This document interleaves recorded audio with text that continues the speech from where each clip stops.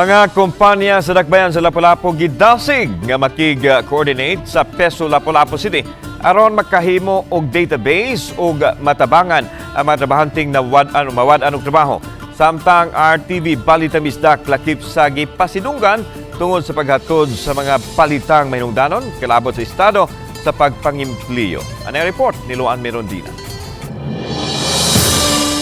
Sa labing unang higayon, nagkatigom ang nagkadiang mga kompanya o government agency sa Dakbayan sa Lapu-Lapu nga aktibo sa pag-promote sa social responsibility programs. Atol sa mong tigom, gipasidunggan ang mga pribadong kompanya o government agencies nga nakatabang sa Employment Facilitation Program. Ang maong kalihukan, giuluhan og Program on Recognition and Awards for Impactful Service Excellence Praise Awards 2023. 17 ka mga kompanya ang nakadawat og Best in CSR Award na po ka mga kompanya ang gihatagan usab og pasidungog nunot sa labing daghang mga na-hired on the spot atol sa mga job fair og 12 ka mga kompanya ang gipasidunggan tungod sa kadaghang mga trabahante nga na-hire. Duha usab ka mga special awards ang gihatag sa PESO Lapu-Lapu diin nalakip ang RTV Balitang Bisdak ug kining inyong tigbalita tungod sa paghatod sa mga balitang mahinungdanon sa pagpangempleyo ilabi na sa mga upunganon. Matod ni Kim Francisco, PESO Manager ug Local Economic Development and Investment Promotions Officer sa Lapu-Lapu City, nga gidasig nila ang mga kompanya nga moduso og report sa ilang buhatan aron makahimo og database sa mga na-hired ug mga nataktak nga mga empleyado aron matabangan sila sa PESO Lapu-Lapu.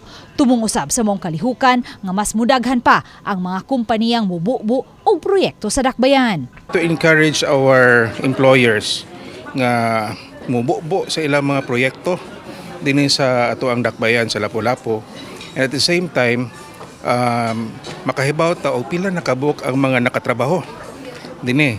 So we are really encouraging all our stakeholders nga to support, especially the upunganons nga makapag sila og trabaho.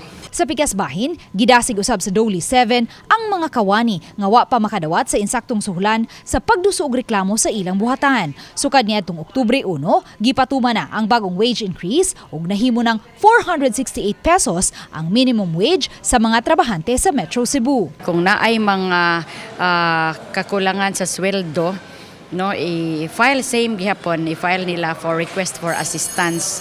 Nya kung dili sila ma-settle within 30 days, anha mag-conduct mi og complaint inspection sa kompanya kung tinuod ba gyud nga wala mohatag sa insakto nga sweldo. Matod sa Dole, ning buwan sa Disyembre, wala na sila mahimo og random inspection sa mga kompanya. Apan mohimo gihapon sila og kinalit nga inspection kung makadawat og reklamo. Subling pahinumdum sa Dole ngadto sa mga kompanya nga kinahanglang mahatag ang 13th month pay on or before December 24. Uban ni Marlon Melgazo ug Rod Prado, Luan Merondina, Balitang Bisdak.